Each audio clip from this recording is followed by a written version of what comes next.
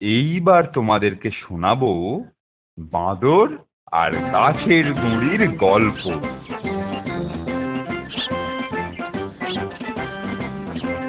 অনেক অনেক দিন আগে একটা শহরের বাইরে একদল মিস্ত্রি একবার একটা মন্দির তৈরি করছিল।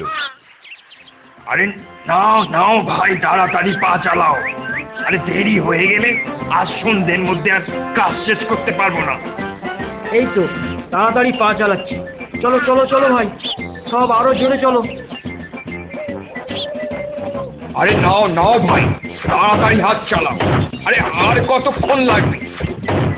এই তো, এই গাছের গুঁড়িটা ছেঁড়া হয়ে গেলেই আর একটা গাছ ধরবে। ওই রাজমিস্ত্রি, আরে তোমার কি খবর? যেখানে মন্দির তৈরি হচ্ছিল তার পাশের গাছে ছিল বেশ কিছু বাঁদর। তারা প্রতিদিন গাছের ডাল থেকে বসে মিস্ত্রিদের কাজ লক্ষ্য করত এবং মিস্ত্রিরা দুপুরবেলায় খাবারের জন্য শহরের দিকে গেলেই তারা নেমে আসতো গাছের ডাল থেকে। তারা মিস্ত্রিদের যন্ত্রপাতি নিয়ে কাজ খেলা করত।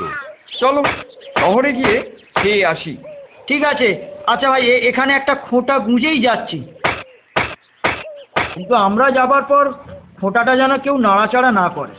আমরা যাবার পরে খোঁটাটা আর কারা নাড়াচাড়া করবে? আর বাঁদরেরা ওতে হাত দেবে বলে মনে হয় না। হাত দিলেই ওদেরই ক্ষতি হবে।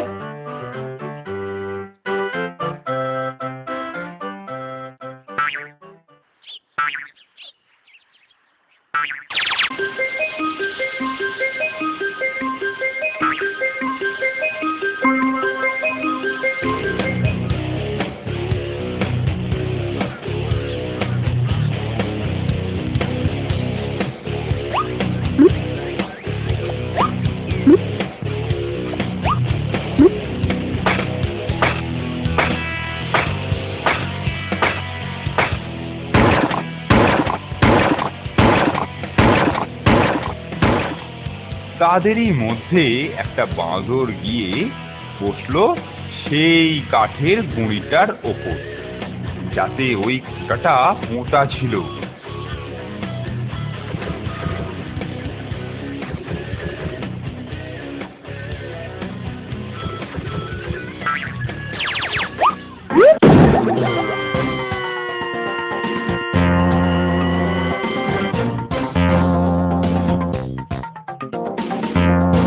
গাছের গুঁড়ির চাপে ওর পায়ের হাড় গেল গুঁড়িয়ে।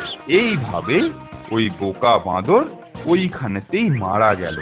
এই গল্পের নীতি কথা হলো, অন্যের ব্যাপারে নাক গলাতে নেই।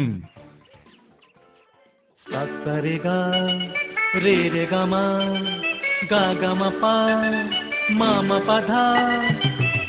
রে গা রে রে গা মা গা গা মা পা মা মা পা ধা পা পা ধা নি ধা ধা নি সা। গল্পের ভাষা গল্পে ভাষা পঞ্চতন্ত্র, এ গল্পের ভাষা গল্পের ভাষা গল্পে ভাষা পঞ্চতন্ত্র, এ গল্পের ভাষা। শিয়াল সারস রাক্ষস খোকস সিংহ খরগোশ দৈত্যে ঠাসা। শিয়াল সারস রাক্ষস খোকস সিংহ খরগোশ দৈত্যে ঠাসা।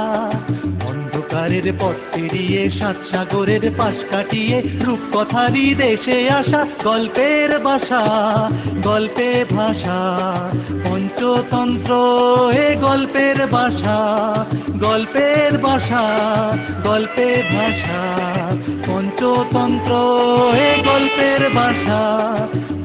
রে গা রে রে গা মা গা গা মা পা মা মা পা ধা পা পা ধা নি ধা ধা নি সা। রে গা রে রে গা মা গা গা মা পা মা মা পা ধা পা পা ধা নি ধা ধা নি সা। রে গা রে রে গা মা গা গা মা পা মা মা পা ধা পা পা ধা নি ধা ধা নি সা। রে গা রে রে গা মা গা গা মা পা মা মা পা ধা পা পা ধা নি ধা ধা নি সা।